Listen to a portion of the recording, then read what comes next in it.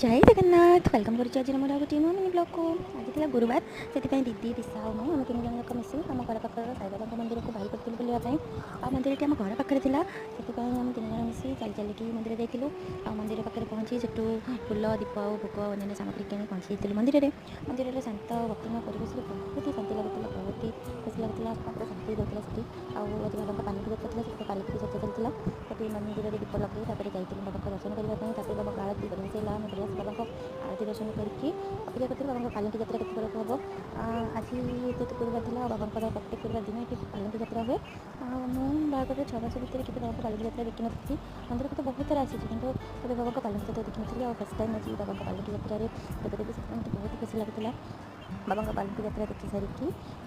मंदिर चारिपाख ठाकुर को दर्शन करी आम सांग समस्त बाटी फिर